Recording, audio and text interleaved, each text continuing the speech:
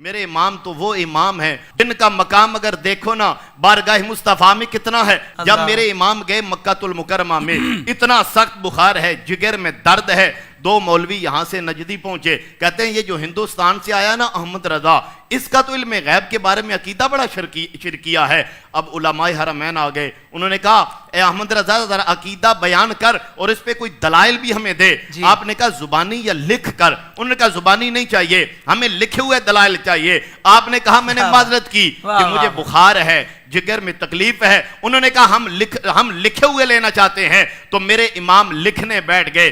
7 گھنٹوں میں پوری کتاب دولت المکیہ بالمادۃ الغیبیہ لکھ کر علماء حرمین کو دی. اب حافظ صاحب جو بات میں بیان کرنا چاہتا عربی میں لکھ کر دی, اور عربی میں کتاب جب لکھی نا, اب جو بات اگلی میں سنانا چاہتا ہوں, اس سے آپ کا نبی پاک کی بارگاہ میں جو آپ کا مقام ہے نا, سرکار کی جو آپ کے عنایت ہے وہ دنیا کو پتہ چلتی ہے.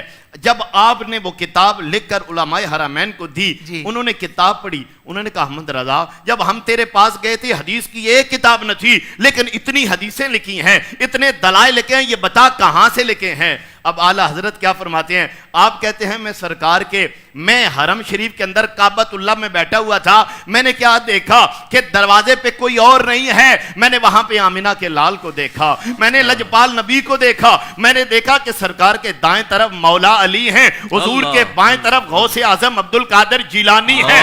کہتے ہیں سرکار تشریف لاتے ہیں, آقا لکھواتے رہے, احمد رضا لکھتا رہا.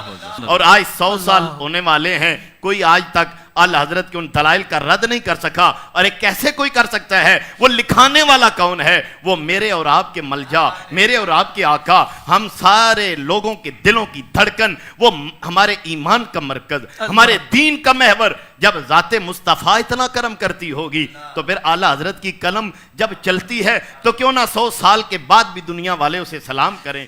عادل قادری برانڈ کے ڈیزائنر کیپس, حلال عطر, پرفیومز اور عربک جبہ. جی آپ دنیا میں کہیں بھی رہتے ہوں, اب خریداری کرنا ہوا نہایت آسان. جلدی سے وزٹ کیجئے www.adilqadri.com اور اپنا آرڈر پلیس کیجئے.